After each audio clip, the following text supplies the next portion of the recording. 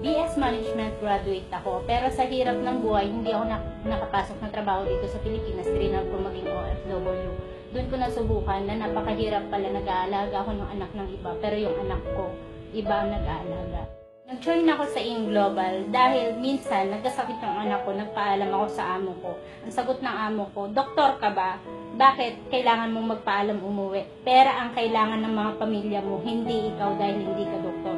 Doon ko na-realize na napakahirap talaga pala pag wala kang pera. Dahil hindi ka talaga makakauwi kung wala kang pera. Nung nagsimula ako, wala akong alam na pwedeng gawin. Pero mahilig ako mag-Facebook. Napaka-Facebook addict ko talaga. Share lang ako ng share nung una. Hanggang sa merong nag-inquire. Sabi ko, pwede palang gamitin ang Facebook. Doon na ako nag-start na gamitin yung Facebook. Kahit na naglilinis, tuloy-tuloy pa rin ang share ng business.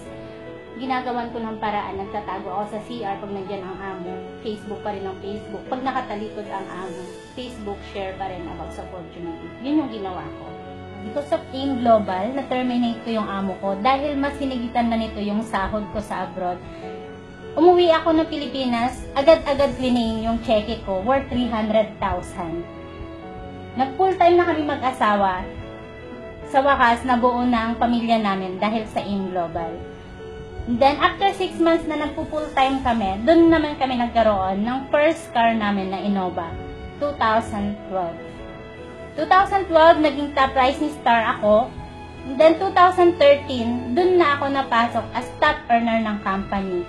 Doing 3 years full-time dito sa AIM Global, hindi ko inaasahan na makukuha ko pala ang dream car namin na Camaro. Hindi ko akalain din na sa dati kong trabaho na nagdadrive ako na bilang isang delivery crew, ngayon nagdadrive na ako ng sarili kong sasakyan, na yun nga ay si Bumblebee. Ito yung pinaka-ultimate dream namin mag-asawa, magkaroon ng sariling bahay. Nakuha namin itong townhouse worth 2.7 million. Doon na unti-unting nabuo yung pamilya namin, na may sarili na kaming bahay na hindi na kami nakikitira sa pamilya namin. Dahil sa AIM Global, nung una pangarap lang namin ng grupo ko na magkaroon ng isang bahay na magkakapit-bahay kami sa isang subdivision.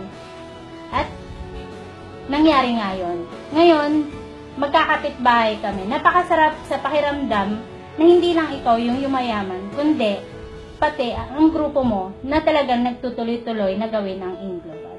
Ang ma-advise ko lang sa lahat ng OFW sa mundo, maging open-minded lang sa opportunity na AIM Global. Dahil sa AIM Global, napakarami ng OFW gaya ko na napauwi dahil sa napakagandang opportunity na to.